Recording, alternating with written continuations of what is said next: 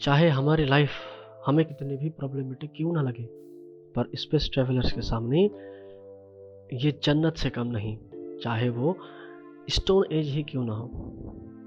नमस्कार दोस्तों, मैं हूँ विशाल उपाध्याय और आज आपके सामने एक ऐसी वीडियो लेकर आया हूँ जहाँ हम ये डिस्कस करेंगे कि एक्चुअल में स्पेस ट्रैवल, स्पेस फ्लाइट कितना ज़्यादा कॉम्प्लिकेटेड हो सकता है। तो शुरू करते हैं पहला प्रॉब्लम, जो कि है रेडिएशन का प्रॉब्लम। रेडिएशन यानी सोलर रेडिएशन। सोलर रेडिएशन इतना ज़्यादा हार्मफुल होता है कि वो अगर किसी भी जीव का, या वो किसी एक इंसान हो या कोई और एक जीव हो, किसी भी जीव की अगर स्किन में पड़े तो वो कैंसर तक प्रोड्यूस कर सकता है, और तो और उसका डीएनए को भी वो पूरी तरह चेंज कर सकता है। इसका मतलब ये हुआ कि जब उसके बच्चे होंगे तो उनको भी बहुत ज़्यादा प्रॉब्लम हो सकता है। इस सब के अलावा और एक बहुत ज़्यादा प्रॉब्लम ये होता है कि इंसान का सेंट्रल नर्वस सिस्टम को सोलर रेडिएशन पूरी तरह से बर्बाद कर सकता है। एज अ रिजल्ट उस आदमी का पूरी तरह बिहेवियर ही चेंज हो जाता है। अगर चलना फिरना हो या तो बात करना हो, पूरी तरह से चेंज हो जाता है। अब इतना बड़ा प्रॉब्लम को हम कैसे हैंडल करें, आप खुद बताओ। पर थैंक्स टू द टेक्नोलॉजी कि हमने इस प्रॉब्लम को बहुत हद तक कंट्रोल में रख लिया है, सिवाय सोलर स्टॉर्म के। सोलर स्टॉर्म क्या होता है? बहुत ज़्यादा हाई इंटेंसिटी में जब सोलर रेडिएशन आती है, बहुत ज़्यादा स्पीड में जब आती है, तो उसको हम सोलर स्टॉर्म कहते हैं। इसके डीप में हम ज़्यादा नहीं जाएंगे, पर इसके इफेक्ट्स के बारे में हम ज़रूर बात करेंगे। जब सोलर स्टॉर्म बहुत हाई इंटेंसिटी में आता है, तब अर्थ के जितने भी इलेक्ट्रॉनिक कंपोनेंट्स हैं, सारे कंपोनेंट्स को एक ही साथ वो तहस महस कर सकता है। दिखने में कुछ भी नहीं दिखता है, पर सारे कंपोनेंट्स काम करना बंद हो सकते हैं। जब भी आप अगर स्पेस में रहते हो, तो अगर वहाँ पे सोलर स्टॉर्म आ जाए तो आपका स्पेस के जितने भी कंट्रोल्स होते हैं, जितने भी इलेक्ट्रॉनिक कंपोनेंट्स होते हैं, सारे काम करना बंद कर सकते हैं। फिर क्या? फिर तो आप पूरी तरह से गुम हो जाओगे और वापस कभी भी धरती की तरफ ना आ पाओ। कम्युनिकेट तो करना छोड़िए। तो इसके लिए हमारे पास क्या सोल्यूशन है? अगर सोलर रेडिएशन की ही सिर्फ बात करें तो इसको रोकने के लिए हम अपने स्पेसक्राफ्ट के जो वॉल्स होते हैं, उसमें कुछ इस तरह के मटेरियल का यूज़ करते हैं जो कि सोलर रेडिएशन को सोख सके, मतलब वो अंदर ना आ पाए।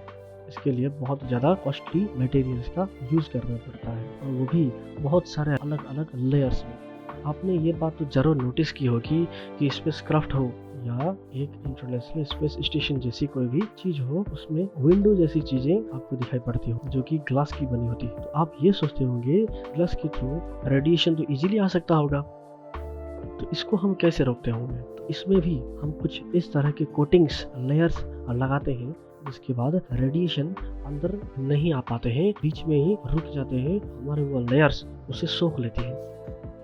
ये तो था बस एक ही प्रॉब्लम, ऐसे बहुत सारे प्रॉब्लम्स हैं, जैसे कि ऑक्सीजन का प्रॉब्लम। जैसे कि हम जानते हैं कि स्पेस स्टेशन में 6 लोगों की कैपेसिटी होती है, तो 6 लोग एक दिन में कितना ऑक्सीजन इनहेल करते होंगे, एक महीने में कितने करते होंगे? अगर इतना सारा ऑक्सीजन अगर हमको धरती से रेगुलर सप्लाई करना पड़े ऊपर स्पेस में, तो इसका कॉस्ट इतना ज़्यादा बढ़ सकता है, इतना ज़्यादा बढ़ सकता है, गवर्नमेंट हो या कोई भी प्राइवेट कंपनी हो, इस मिशन को कभी एग्री नहीं करेंगे।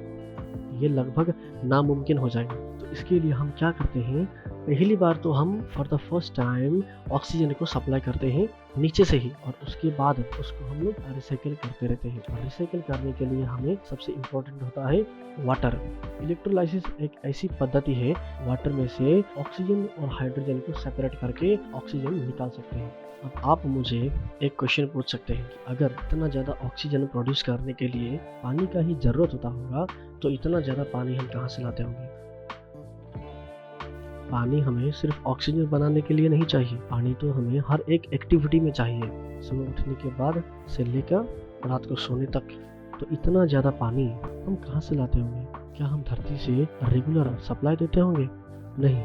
पहली बार जब हम इंसान को ऊपर भेजते हैं तो उनके साथ पानी जरूर भेजते हैं, पर फिर से हम पानी को सप्लाई नहीं देते रहते हैं। उस पानी को अगर हमने रेगुलर बेसिस पे सप्लाई देना हो, तो ऑक्सीजन की तरह ही ये भी बहुत ज़्यादा कॉस्टली पड़ता है, फिर टोटल कॉस्ट तो बहुत ही ज़्यादा होता होगा। इस प्रॉब्लम से निपटने के लिए हम वाटर को रिसाइकिल करते हैं, और आप ये बात सुन के लगभग शॉक हो जाएंगे कि हम पानी यूरिन से भी कलेक्ट करते हैं। हमारा जो यूरिन होता है और हमारा जो पसीना होता है वहाँ से भी हम पानी को एक्सट्रैक्ट करते हैं। अभी आपको ये टॉपिक थोड़ा इंटरेस्टिंग लग रहा होगा। तो हम ये काम कैसे करते होंगे? बड़ा सिंपल है। जब भी हम पानी को यूज़ करते हैं तो वो जो पानी वेस्ट रहता है उस पानी को हम कलेक्ट करते हैं पहले, और यूरिन को हम सेपरेटली कलेक्ट करते हैं। फिर उसको हम टेस्ट करते हैं कि उसमें कुछ कंटामिनेशन है कि नहीं। उसके बाद उसको हम अच्छे से फिल्टर आउट करते हैं और वहाँ से हम सिर्फ पानी को एक्सट्रैक्ट करते हैं। काफ़ी सिंपल लग रहा होगा, राइट? ये सब करने के लिए बहुत ज़्यादा स्किल और बहुत ही हाई क्वालिटी की मशीनरी की ज़रूरत पड़ती है। आप खुद सोचिए, एक यूरिन को फिल्टर आउट करके जो निकला हुआ पानी को हम पीने लग जाएं तो कितना ज़्यादा प्योर होना चाहिए उस फिल्टर को। थोड़ा भी अगर यूरिन का स्मेल आ जाए तो क्या आप वहाँ रह पाओगे? अब बात करते हैं प्रेशर के बारे में। ये कुछ इस तरह का प्रॉब्लम होता है जिसको हम कभी नोटिस ही नहीं करते। जब भी हम धरती में रहते हैं तब हमारे चारों तरफ जो एटमॉस्फेयर होता है उसको भी हमारी धरती की ग्रेविटी नीचे खींचती रहती है, जिसकी बदौलत वो जो एटमॉस्फेयर होता है वो हमारे शरीर के ऊपर एक प्रेशर एक्सर्ट करती है। उसी प्रेशर को हम कहते हैं एटमॉस्फेरिक प्रेशर। हम जब भी धरती में रहते हैं तो बच्चे से बुजुर्ग होने तक हम इसी एटमॉस्फेरिक प्रेशर में जीते आए हैं, और ये भी ग्रेविटी की तरह हमारे एक दोस्त है।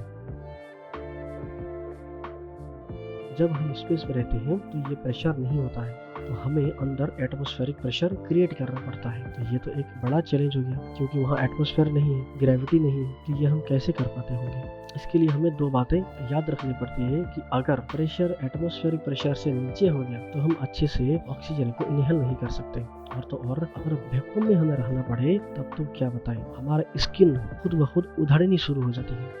क्योंकि वैक्यूम प्रेशर मतलब नेगेटिव प्रेशर होता है। इसका मतलब ये होता है कि प्रेशर उल्टी दिशा में एक्ट करने लगती है, और अगर प्रेशर एटमॉस्फेरिक प्रेशर से बहुत ज़्यादा हो जाए तब भी हमें बहुत ज़्यादा अनईजी फील होगा, प्लस हमारे ब्लड प्रेशर में भी इफेक्ट पड़ेगा। एज ए रिजल्ट हमारा दिमाग ढंग से काम करना बंद कर सकता है।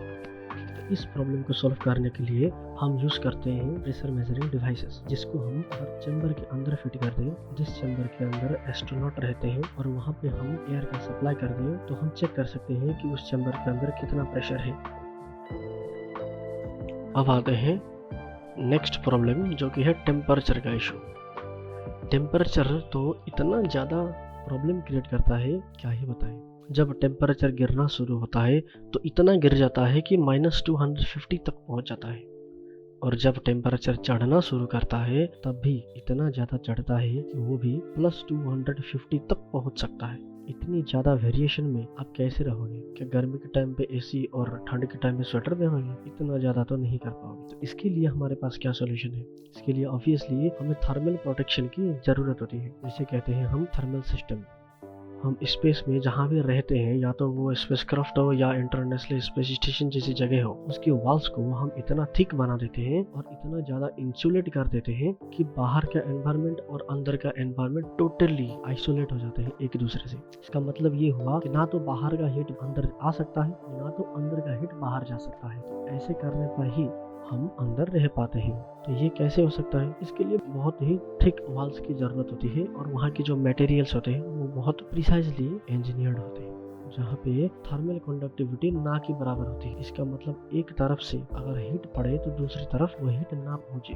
पर नहीं, सिर्फ इतना करने से नहीं होता, अंदर पे हमें बहुत कुछ ध्यान में रखना पड़ता है। जब बहुत ज़्यादा ठंड होती है बाहर, तो अंदर हमें हीट की ज़रूरत तो होती है। तो उसके लिए हमें ज़्यादा दिक्कत नहीं होती, क्योंकि अंदर हमारे पास बहुत सारे इलेक्ट्रॉनिक इक्विपमेंट्स होती है जिससे हीट निकलते रहते हैं। तो इससे हमें अंदर हीट प्रोड्यूस करना ज़्यादा प्रॉब्लम नहीं होता है। और अगर बाहर जब बहुत ज़्यादा गर्मी होती है तो अंदर हमें ठंडा चाहिए होता है। तो इसके लिए अंदर जितना भी ज़्यादा हीट होता है उसको हम बाहर फेंकना ही पड़ता है, नहीं तो अंदर बहुत ज़्यादा दिक्कत हो सकती है। ये जो प्रॉब्लम है इसको सोल्व करने के लिए हमें यूज़ करना पड़ता है हीट एक्सचेंजर जैसी मशीनें, जो कि क्या करते हैं, हमारे अंदर की गर्मी को खींच के बाहर लेके फेंक देती है। इसका मतलब ये हुआ कि एक स्पेसक्राफ्ट और ये एक स्पेस स्टेशन ये थर्मोफ्लक्स की तरह ही काम करते हैं।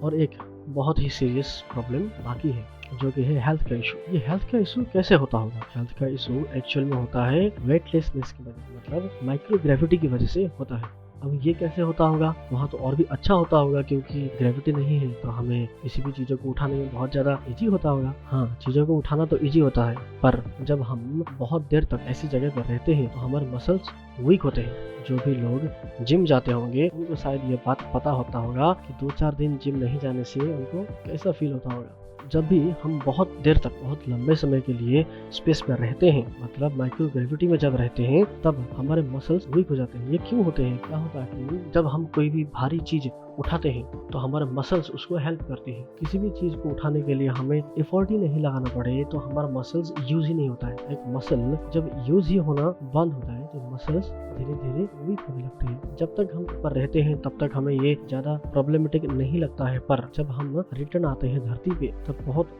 सीरियस प्रॉब्लम्स हमें दिखाई देने लगते हैं। जैसे कि इनिशियली हमें खड़े रहना भी बहुत ज़्यादा मुश्किल लगता है, और भी बहुत सारे साइड इफेक्ट्स होते हैं जिनमें से बहुत सारे के नाम तो शायद आपने कभी सुना ही नहीं होगा, जैसे कि muscle atrophy and deterioration of the skeleton, slowing of cardiovascular system functions, decreased production of red blood cells, balanced disorders, eyesight disorders and changes in the immune system. इस प्रॉब्लम से निपटने के लिए एस्ट्रोनॉट्स को जब तक स्पेस में रहते हैं तब तक एक्सरसाइजेस करते रहना पड़ता है। एक्सरसाइजेस करने के लिए उनके पास कुछ स्पेशल टाइप्स के मशीन्स होते हैं, जिनमें बेल्ट्स या तो स्प्रिंग्स की मदद से खुद को मशीन के साथ टाई अप करना पड़ता है, और उसमें बस इतना ही टेंशन यानी खिंचाव उत्पन्न होता है जितना कि ग्रेविटी के कारण होता है। ये सारी बातें विकिपीडिया में लिखी हुई है। पर स्पेस ट्रैवल करने के लिए बस इतना सा ही प्रॉब्लम का सॉल्यूशन ढूंढना काफ़ी नहीं है, क्योंकि स्पेस में बहुत सारे और भी प्रॉब्लम्स होते हैं। इन सब के बारे में एक ही वीडियो में डिस्कस करना भी पॉसिबल नहीं है, पर आज हमने इस वीडियो में जितनी बातें डिस्कस करी हैं उनमें से आशा करता हूँ कि आपको सीखने के लिए ज़रूर कुछ मिला होगा। इस वीडियो को लाइक और हमारे चैनल को सब्सक्राइब करिएगा। मिलते हैं अगली वीडियो में, तब तक के लिए धन्यवाद।